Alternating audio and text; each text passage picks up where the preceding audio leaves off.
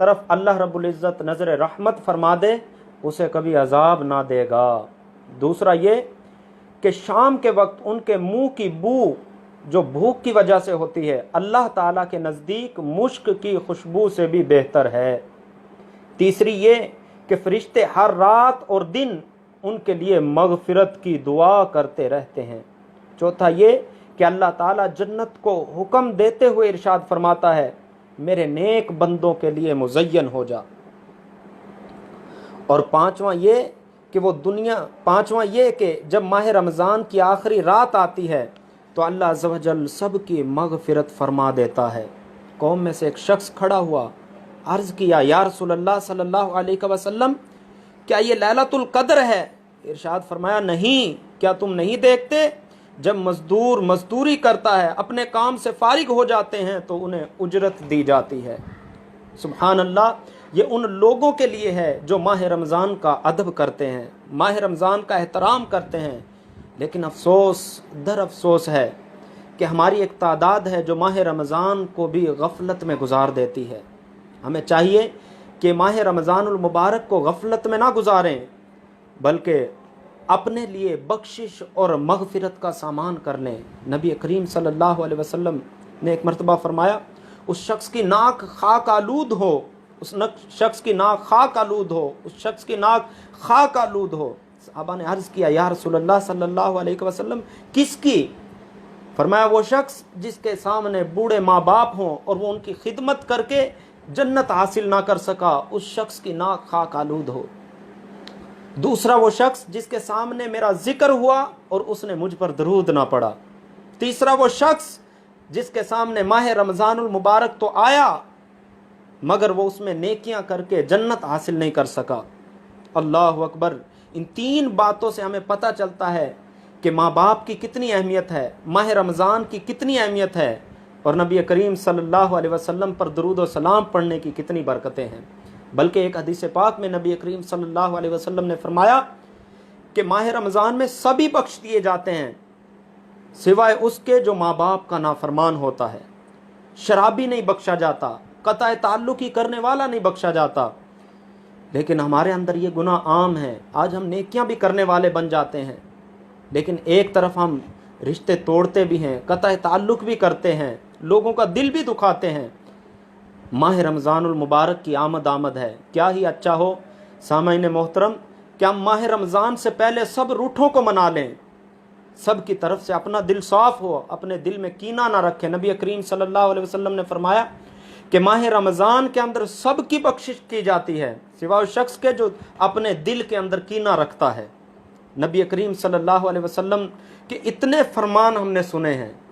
क्या ही अच्छा हो कि माह रमज़ान से पहले तौबा की जाए, माह रमज़ान से पहले वालिदैन से माफ़ियाँ मांगी जाएं, माह रमज़ान से पहले जो रिश्तेदार रूठ गए हैं उनको मना लिया जाए, और फिर माह रमज़ान में इबादत करें। अल्लाह रब्बुल इज़्ज़त उस इबादत का कितना अजर अता फरमाएगा। नबी करीम सल्लल्लाहु अलैहि वसल्लम ने फरमाया कि अपने वालिदैन की खिदमत करके जन्नत हासिल कर लो। ये कितना बड़ा एक आसान नुस्खा है और एक तादाद है जो इसको नेकी नहीं समझती, और क़यामत वाले दिन तो छोटी छोटी नेकियों का भी इंसान तलबगार होगा, छोटी से छोटी नेकी भी उसके लिए बड़ी हो जाएगी। तो हमें चाहिए कि इस माह मुबारक का सही मानों में अदब एहतराम भी करें। आज के इन हालात के अंदर जो मौजूदा हालात चल रहे हैं, कोरोना वायरस का भी मामला है, ये बात मानने की है कि मसाजिद के अंदर थोड़ा सा सख्ती का मामला है, ज़्यादा लोग नहीं आ सकते, उम्र रसीदा लोग नहीं आ सकते, हुकूमती तरफ से पाबंदियां भी हैं, लेकिन आप और मैं घर में बैठकर तो इबादत कर सकते हैं। आपके घर में फैमिली मेंबर हैं, आपके भाई भी होंगे, आपकी बहनें भी होंगी, आपके घर के जितने भी अफराद हैं, क्या ही अच्छा हो कि आज अपने घरों को ही मस्जिद बना लें, अपने घरों में बैठकर अल्लाह का जिक्र करें, दुआएं करें कि मौला ये वबा आई है, माह रमज़ानुल मुबारक के सदके इस वबा से हमें निजात अता कर दे। अपने घरों के अंदर बैठकर जिक्र इलाही करेंगे, और जिन घरों में जिक्र इलाही होता है अल्लाह ताला उन घरों पर अपनी खुसूसी रहमतों का नुज़ूल फरमाता है।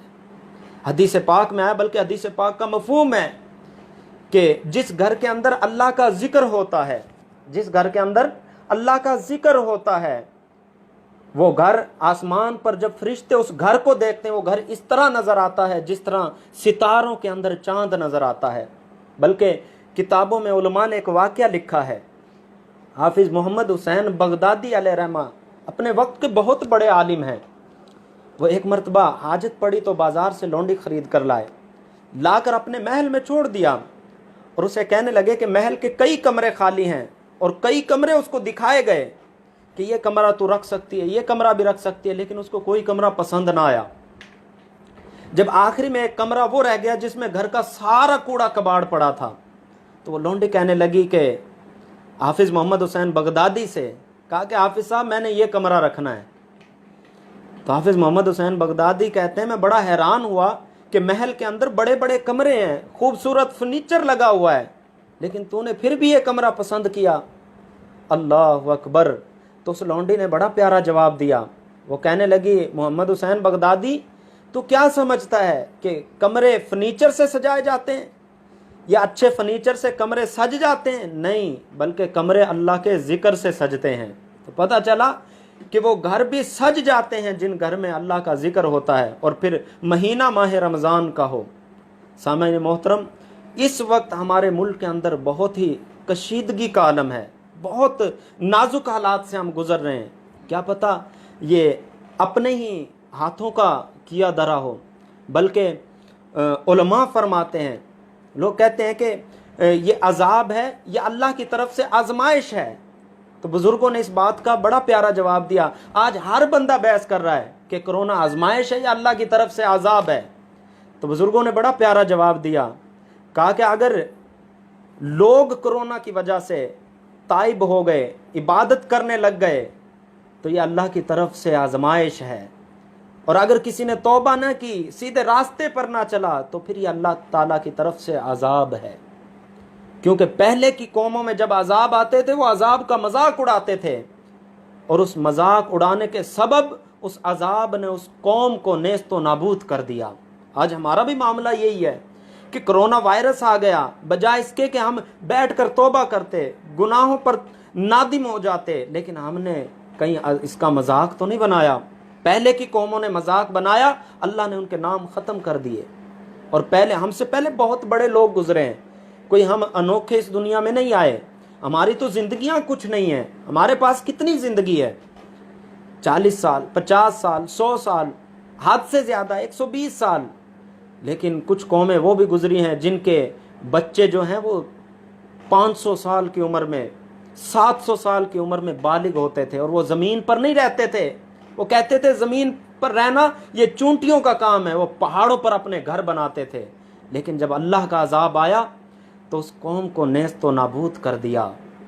سوچنا ہے، ہمیں فکر کرنی ہے، ہمیں تفکر کرنا ہے کہ کہیں ہم اللہ کی طرف سے آزمائش ہے یا عذاب ہے، کہیں ہم اس کا مذاق تو نہیں بنا رہے۔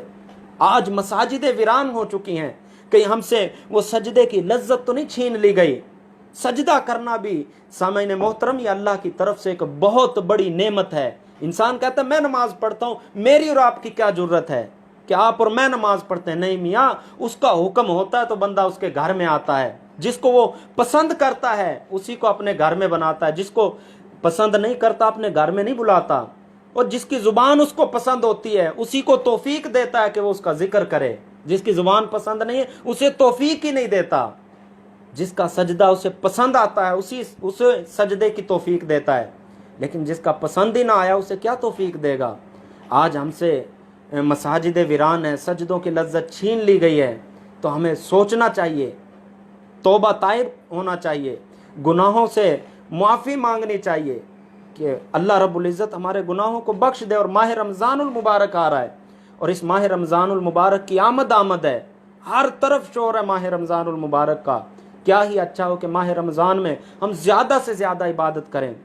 الحمدللہ عز وجل ہر رمضان میں ہماری مسجد کے اندر بھی بعد نماز فجر درس و بیان کا سلسلہ رہتا ہے، لیکن ابھی حالات کے سبب ہم یہ سب نہیں کر رہے۔ جمعے کے اندر بھی بیانات کے سلسلے ختم ہیں، فجر کے اندر بھی بیانات کے سلسلے ختم ہیں، تو کیا ہی اچھا ہو آپ گھروں میں بیٹھ کر علمی کتابوں کا مطالعہ کریں۔ علماء نے اتنی کتابیں لکھ کر دی ہیں، اردو میں سب کتابیں، آپ بیٹھ کر مطالعہ کریں، آپ کے علم کو وسعت ملے گی، آپ کو جذبہ ملے گا، شوق ملے گا، لیکن فضول وقت نہ گزاریں۔